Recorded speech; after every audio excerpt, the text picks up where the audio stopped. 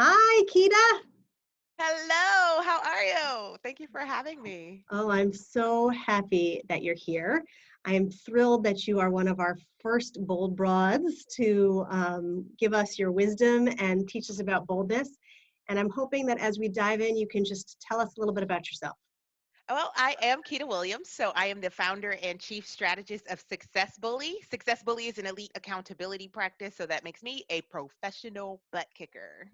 Awesome, awesome, awesome. So as you know, we've got 5 questions for you. So let's just dive right in. Okay. Tell me what makes somebody bold. I think it's executing when you're scared. So feeling the fear and still doing it anyway, Mm, that is what I would consider boldness. beautiful. So I know you've done that. What makes you bold? Oh, I think that it's the resilience factor. So I feel that as I've kind of stretched and grown in my practice and we're building more of a brand around it, is that every time I think I kind of get something where I'm like, I'm good at this, there's some other new level that I have to jump off that cliff and I have to face my fear and just do it anyway, like bringing on staff. I have to pay other people. That's Yeah. scary. Yeah. So how do you know, this is a little, this question is a little off script, but how do you know when it's time to face the fear versus to run away from it? Well, I think that the fear doesn't go away. So, like, there's just different types of fear. I think that the fear that is crippling, I think that's the stuff you need to pay attention to, like, and dig into that fear. But when it's just hesitation and it's more of a sweat mustache rather than I can't sleep at night, the Mm, sweat mustache stuff you just got to do, you know? mhm. Yeah, it's like awe. It's the kind of fear that's awe versus, Yes. yeah, I Yeah. love it. So what is the boldest thing you've ever done, Keita? Oh my goodness. I think I would say that Success Bully would be that. And it's a continual iteration because I said it as a joke and it literally was on the heels of what I considered my biggest professional failure. And so I was coming back from this thing that I considered devastating and, kind of trying to recover and figure out what my next move was and just completely falling on my face and all the things that happen when you have a total wipeout and the bottom falls out of things. But the most magical thing happened out of that failure, right? And so the fact that I kind of moved forward with this coming off of failure and then continue to stretch and grow and iterate and change it and you know what I thought it would be versus what it is, two very different things. I thought it'd be cute and now we're building a global brand and that just is what it is. So So I know this about you, but I'm not sure everybody who's watching this knows this about you. When you say it started as a joke, can you just tell that story real quick oh about my goodness. how did it We come were up? all in the room together. So we were Yeah. at the first F Bomb Breakfast Club, which is a breakfast club dedicated to female founders. It's the first F and Friday of the months. And we get together and we curse and cavort and we hold each other accountable and it's just good community. So we were at the first breakfast. And like I said, I was coming off of this big professional failure. And we had to go around the room and introduce ourselves. So it was who are you, what do you do, bitch or brag, and your goals for 2017. And I literally freak out because I didn't have the answer. Like, I got laid off from my corporate PR job. I got another job. The start date was delayed. So I'm technically unemployed. And and in that moment, I didn't know whether I should be transparent with this room full of strangers or if I should act like everything was okay.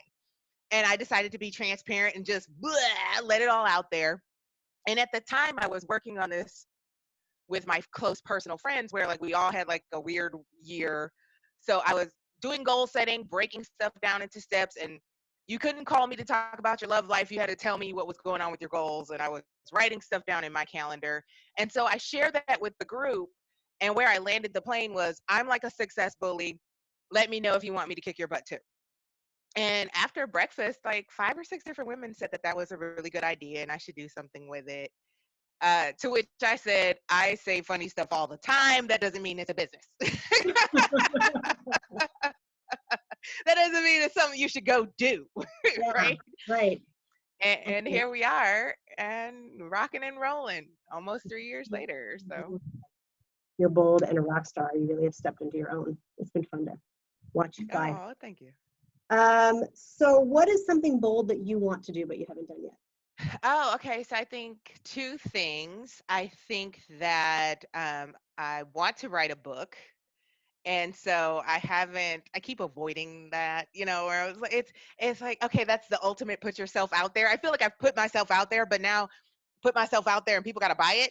That just seems really intimidating and scary to me. But I also feel like because it is, I should do it.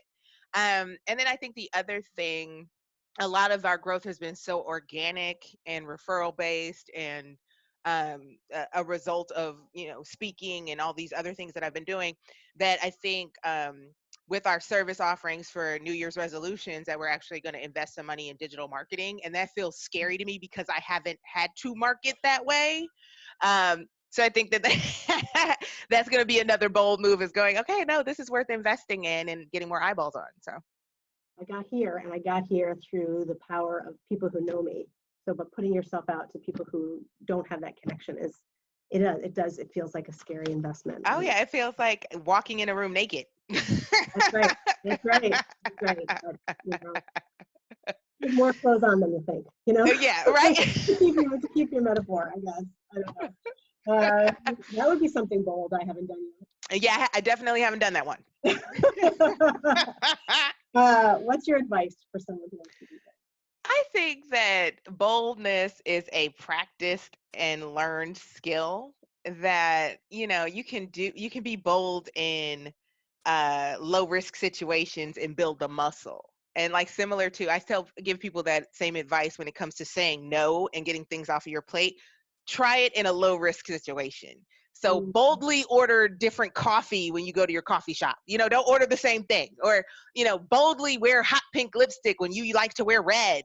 And it's like those incremental things, or wear something you're not comfortable in, like a color that you normally wouldn't wear, and build towards those bigger things.